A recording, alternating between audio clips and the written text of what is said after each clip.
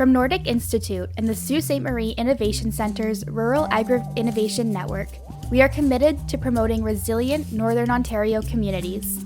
Over the years, we have built local economies, attracted young people to education and employment opportunities, and bridged the gaps between communities, funders, and leaders.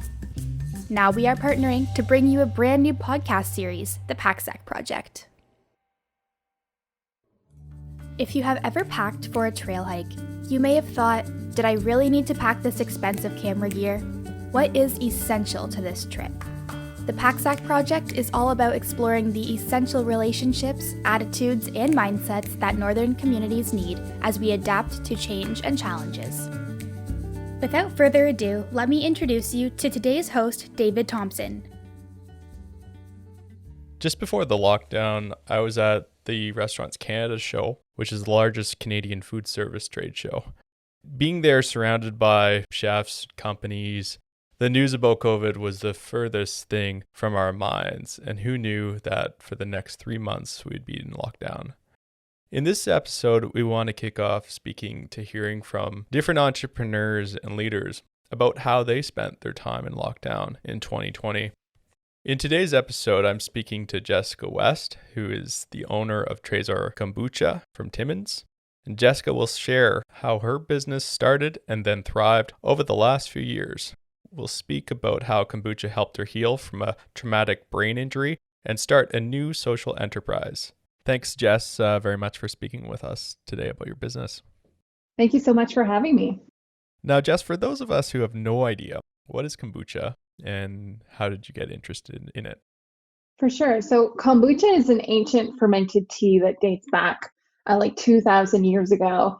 Legends say that the emperor at the time was actually drinking it to increase his lifespan, and that stuck. So the first commercial kombucha was actually brought to America in 1995. And so it's been renowned for its health benefits. And through the fermentation process, live bacteria and enzymes are created. So it'll have a similar effect on your body as would, eating yogurt. It has the same kind of beneficial bacteria. And so I was first introduced to kombucha when I was working in a health food store in Western Canada. I was actually just recovering from food poisoning at the time. And one of my coworkers said, "Oh, you should try kombucha." It was Rye's gingerade.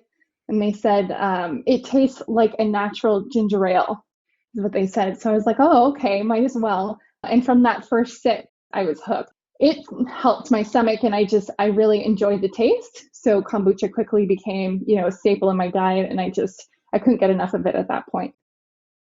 And from what I understand, it's fermented tea, and then there is something called a Scoby. That's an acronym for something that I forget. Could you go through that? Yeah, for sure. So the Scoby is an acronym for symbiotic culture of bacteria and yeast. So how it works is, so you'll put the Scoby inside your freshly brewed tea with sugar. So you have to add quite a bit of sugar for that. And that gets converted through the fermentation. And so the yeast actually eat the sugar and convert it into ethanol, so alcohol and carbon dioxide. And then the bacteria eat the ethanol and really convert that into the beneficial probiotic bacteria and organic acid. So it really all works together, and you ferment that for a week to 30 days, and then it becomes naturally fizzy. The alcohol goes down and the sugar gets eaten, so it's naturally low in sugar.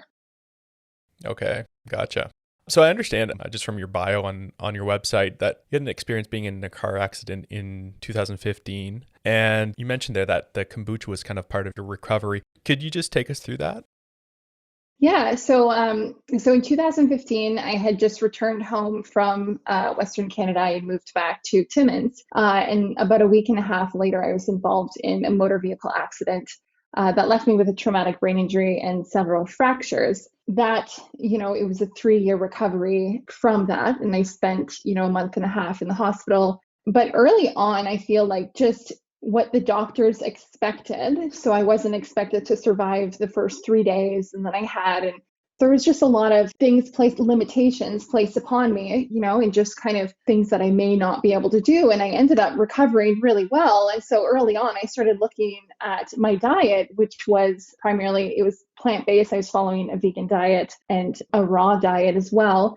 And kombucha, as I said, was a staple and almost like an everyday thing for me. And early on, even, at the time when I was recovering enough to be able to make outings from the hospital, one of my first stops was at a natural health food store in Sudbury, where I had, stocked up on kombucha so that I can even have some in the hospital. It wasn't until like 2 years into my recovery that I really stopped myself and looked back and said, wow, I made so much progress. And then I started to really look into the foods that I was eating and kombucha. I started doing more research on kombucha at that point, just to see if there was a link and if it could have benefited me in my recovery. And I really believe that it did. And it helped, throughout the recovery, and just knowing that, or through my research, that anything that's good for the gut is also great for the mind. And I didn't really realize that at the time, that, your gut and your mind are connected. It was at that point that I realized, I've been consuming kombucha and natural foods that are, naturally good for the gut. And I was probably, without knowing, benefiting my brain and aiding in my recovery. Yeah. And I think like a lot of people miss that, I guess, that holistic part of the relationship that food has, not just calories we ingest, but something that we need to see as more part of how our mind works. That's a great point. Absolutely. It's so fascinating. Then you kind of got started into selling kombucha after to what you experienced, I would imagine. And so what was your vision for starting this business? Yeah, absolutely. So after, noticing some of the benefits with that, I started brewing it myself because I wanted to infuse some of the kind of healing ingredients that I knew of, turmeric especially, because that was something that I was consuming a lot. And so I wanted to put, my own ingredients in. So I started brewing myself and sharing it with friends. And then after having great feedback, that's when I really thought, hey, I can really start something with this. And so that's pretty much how it started. And I started selling at the farmers markets to see where it would take me. And so my vision for the company was really, I wanted to create healthy recipes and simple recipes. So I didn't want to put a bunch of confusing ingredients. I think most kombuchas are like that too. It's simple to make, and it's a simple process, and we like to keep it, as simple as possible, just with natural ingredients. So I really wanted to make that with ingredients that I knew, that were beneficial to the brain and just high in antioxidants, and that really had helped me through my experience. And I really wanted to have a channel to give back to my local brain injury community. And so, having started a business, I wanted to use some of the profits to donate to help other brain injury survivors within Ontario. So I saw it as a channel to really bring my vision of being able to donate and bring awareness to brain injury, increase the awareness of that. Also, while, selling an amazing product with health benefits, and that really just tastes great, and that could, I think, help a lot of people. Yeah. And what was the launch like in terms of getting initial customer feedback in the city of Timmins? So it was actually really great. I had first started at the farmers market in 2019. And I remember the first day going there, and I was nervous because kombucha was still relatively new here. I had little booklets and brochures that kind of explaining what kombucha was. And I remember that first hour, the first farmers market, and I didn't have too many customers. So I was getting really nervous, thinking, oh my God, is this a good idea? Is this a good idea? But right after that, I had sold out that day, and I sold out multiple times that first year that I actually, packed up and left early because I couldn't keep up with the demand and the interest for the products. And people were so great and at giving their feedback and suggesting new flavors and things that they would like to try. And the regulars would come and say, I tried this one and I like it, but I like this one better. And so everyone was just really supportive, and I think really happy to see this product locally made. And now you're expanding the business, serving retailers, different parts of the north. How did that experience go of expanding the business during the pandemic? During the pandemic, it actually rerouted my idea for the business. So originally, when I was planning to launch Trésor Kombucha, I was looking for my own location here in Timmins. And I spent about a year on planning and preparing that and working with architects and engineers to create a plan and set everything in motion. And then that was when the first lockdown had hit. And then at that point, I was thinking, okay, well, I'm ready to go to market. I want to market this and start creating the business and making an impact.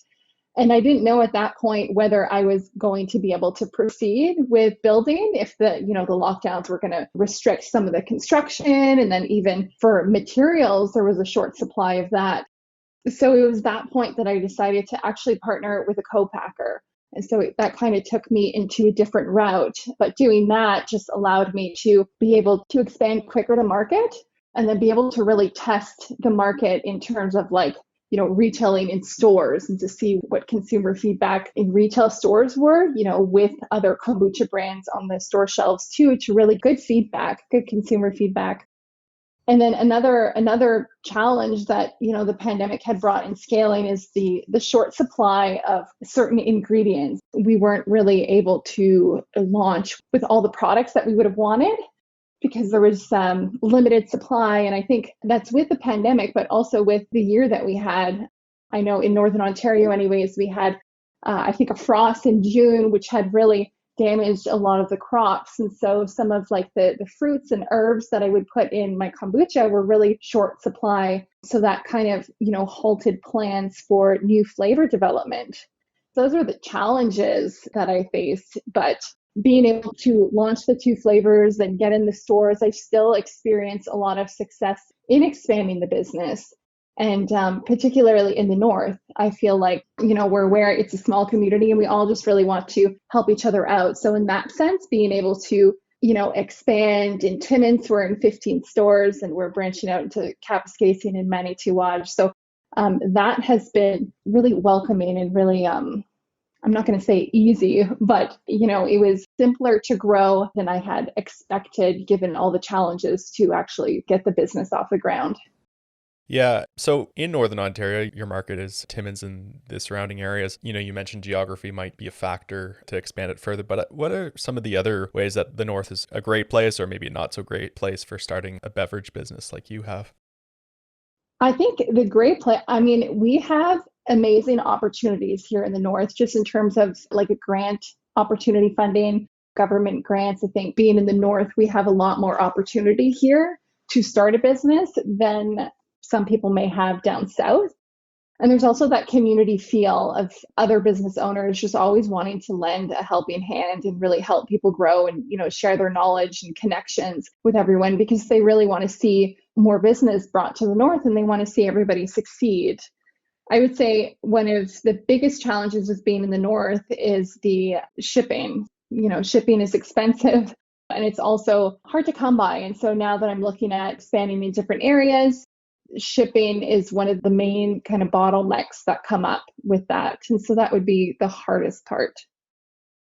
Now, for kombucha, you've mentioned a lot of the health benefits with it, but are there some rules in terms of how you market the product or label the product in terms of marketing those health benefits? And how do you go through that issue?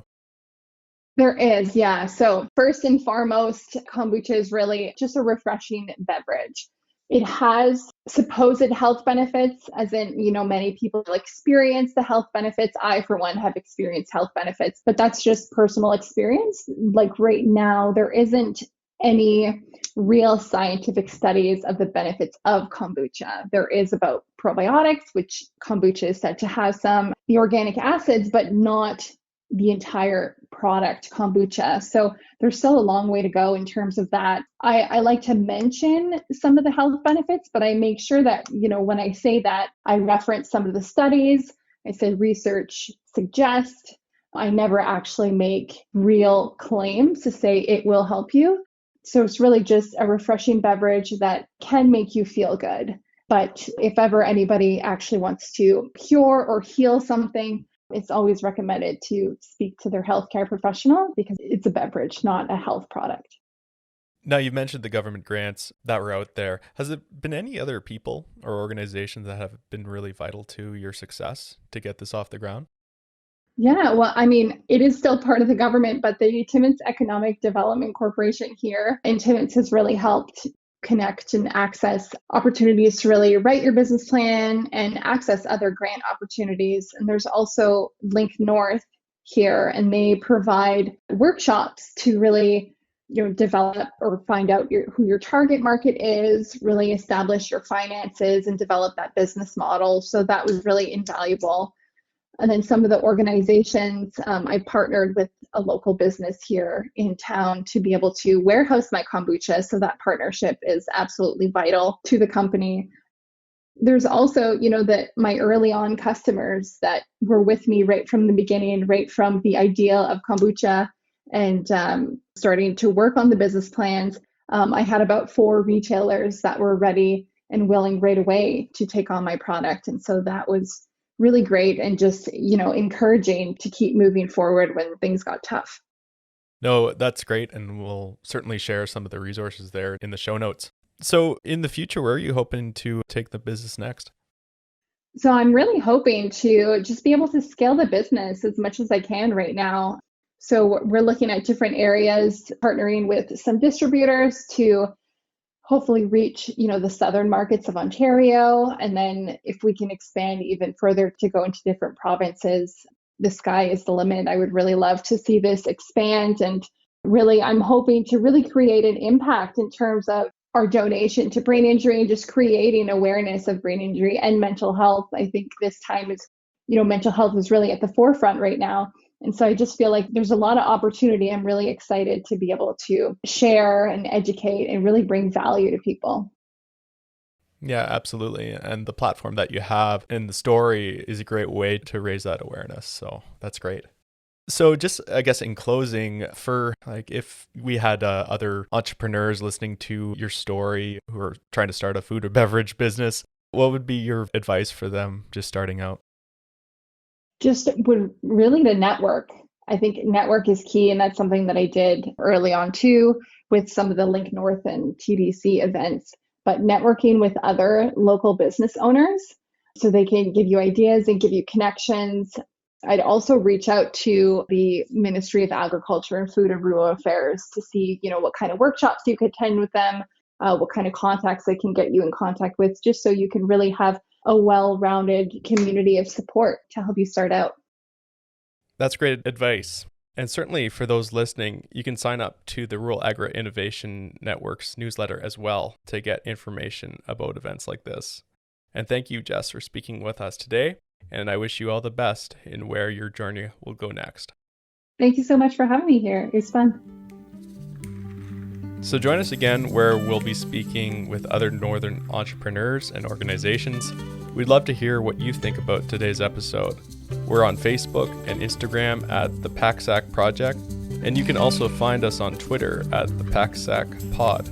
If you're not on social media, you can email us at packsackproject@gmail.com. To find more episodes of the Packsack Project, head to nordicinstitute.com, Spotify, Apple Podcasts, or Google Podcast. Your participation and support means a lot to us, so thank you for following us online.